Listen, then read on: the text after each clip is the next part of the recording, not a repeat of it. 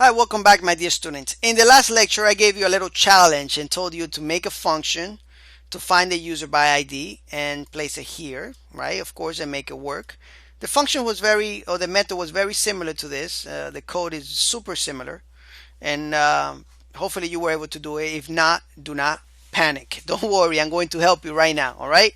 But if you did not even try, you need to pause this video and think about it and do it because it's gonna help you. All right, I already know this stuff.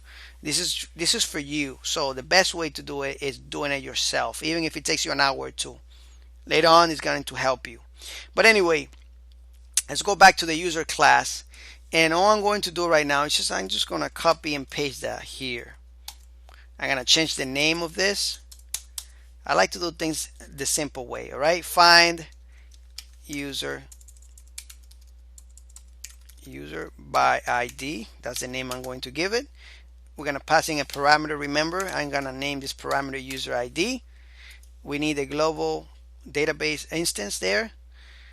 And the result set, we need that also. But here we change this query slightly to give it a where statement there, where ID equals what?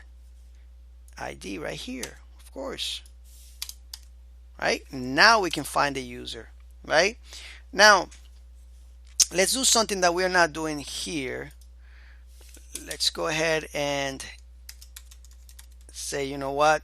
Found user. And let's go ahead and fetch this. All right? So let's use MySQLi fetch array FTCH. There we go, missing the H. All right, we're gonna fetch this result set. All right, and then we're gonna return it. Return this actually. There we go. Found user. All right, and that should be it. Let's go back to our admin content, and super simple. Since it's a static function, we're gonna do the same thing here. All right, there we go. And I'm just gonna name it differently because it's a different method, right? And I'm gonna copy this, paste it here. There we go. All right. So now we need to pass it in some parameter, right? Sorry about that.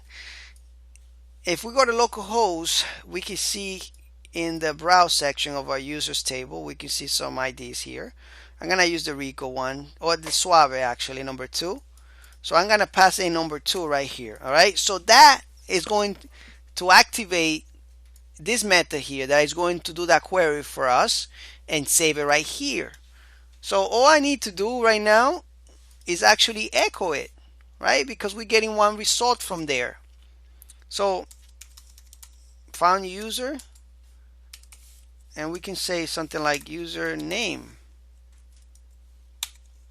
Something like that, right? Do you agree or not? Super simple. Beautiful, right? We can just echo it right now, and that will echo that username. Let's go back to admin. And now we can see Suave down here too. And we can comment this out so you can see it.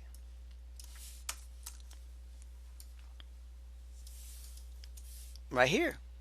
Look at that. Beautiful, right? It wasn't that difficult. Now, of course, when you are first starting out, it does sometimes get a little confused. All right. So now one thing that I like to do when I'm making those queries is I like to make sure that it only comes back with one result. For example, I like to put a limit on my SQL statement of 1, so that way I always have just one result coming in. It's just good practice to do it, and it's just you just get one result back, so you get one user, all right, one record back. All right, so we test it out again just to make sure everything works fine. All right, perfect. Thank you so much for watching this lecture. Hopefully you are enjoying this course. And if you are, just let me know. That would be nice to hear from you. Thank you so much, and I'll see you in the next lecture.